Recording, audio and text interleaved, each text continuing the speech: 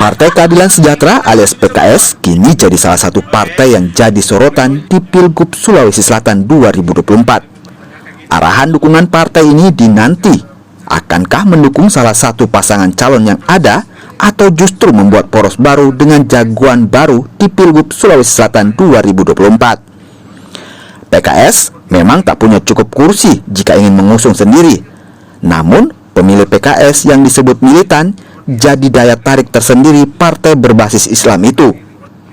PKS mengantongi 7 kursi di DPRD Sulawesi Selatan dan kini masih menunggu hasil fit and proper test dan juga rekomendasi pimpinan pusat.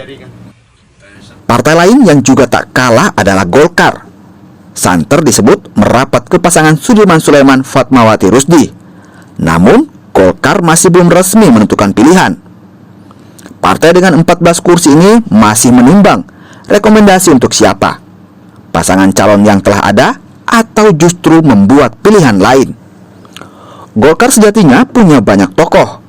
Sebut saja Ilham Arif Sirajudin, Aknan Purita Ihsan, hingga Indah Putri Indriani. Golkar bisa saja membentuk poros baru di Pilgub Sulawesi Selatan. Tokoh lain yang harus dihitung itu adalah Pak Ilham Arif Sirajudin.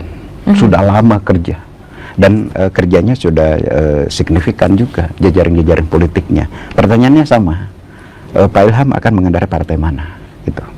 Adakah partainya sendiri, lalu kemudian akan berebut misalnya antara Pak Ilham dengan Pak Taufan Pawe, dengan Indah, dengan Adnan. Karena bersama-sama dari Partai Golkar. Ya, Partai Golkar. Dan Golkar itu biasanya ada mekanisme melalui survei internal.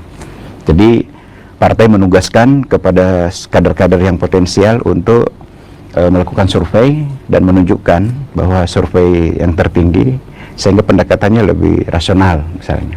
Tapi ada juga pendekatan administratif. Jadi bisa saja nanti malah Golkar tidak mengusung kadernya, gitu kan? Bisa jadi, boleh jadi. Makanya yang sangat emergensi sekarang itu adalah bagaimana calon-calon ini bisa mengantongi rekomendasi partai untuk mengusung. PKS dan Golkar, dua partai besar yang hingga kini masih pikir-pikir beri rekomendasi di Pilgub Sulawesi Selatan.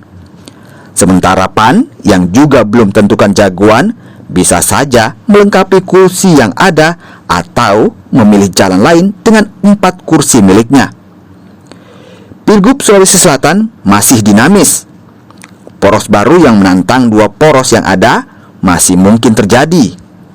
Pendaftaran pasangan calon kepala daerah di akhir bulan ini akan jadi penentu siapa yang mendukung siapa, atau justru ada penonton di akhir cerita.